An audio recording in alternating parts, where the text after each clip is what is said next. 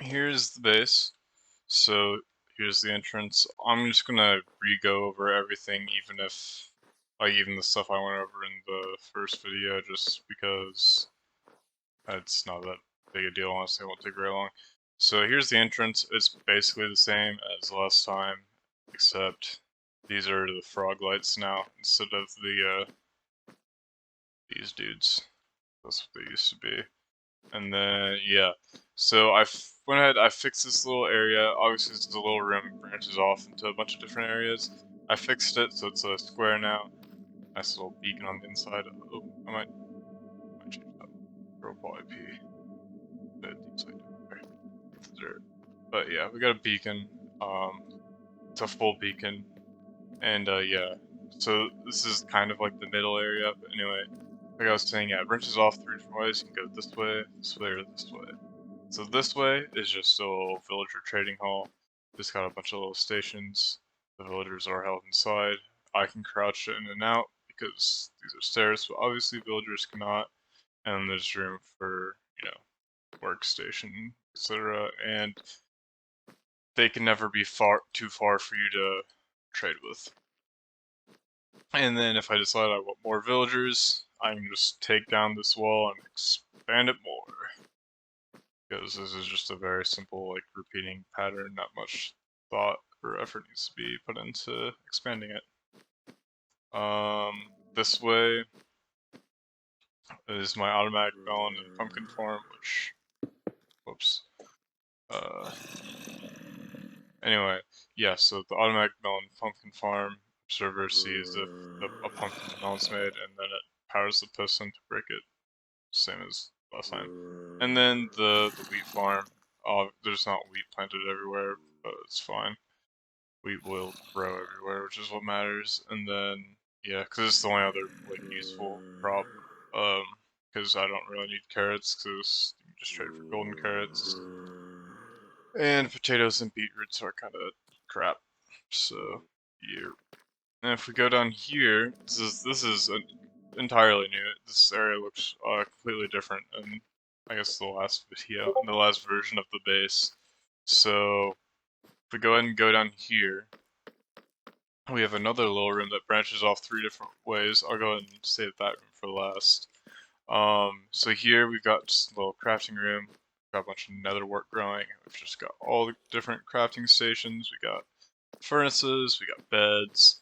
We have we got stasis chamber, which if you haven't seen, I guess the last video. Um, this is a bubble column with soul sand at the bottom, which will push entities up.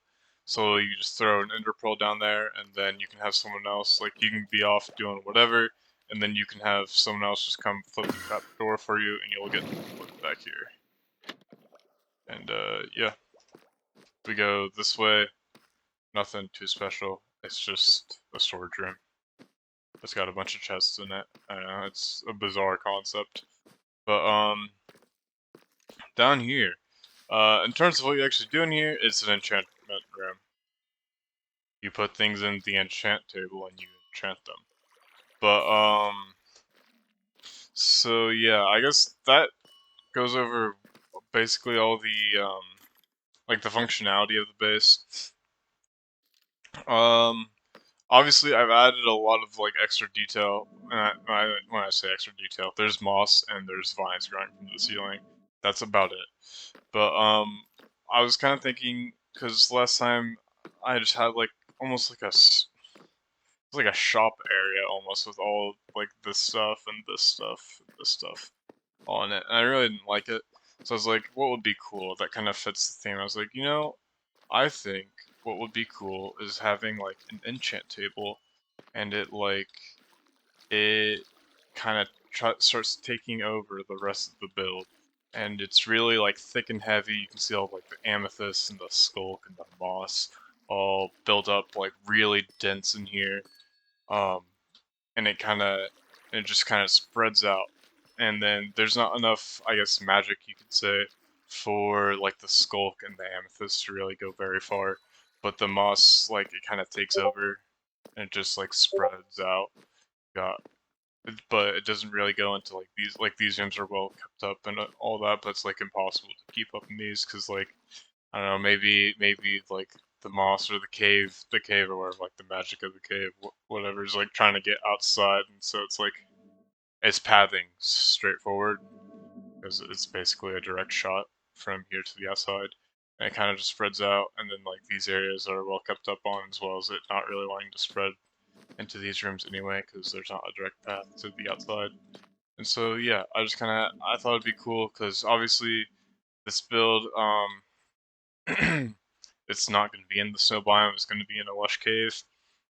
It's all going to be dug into a wall, like like last time, which is why there's no exterior work done outside of this single bit of wall here. And yeah, that's pretty much it. So yeah, that's it.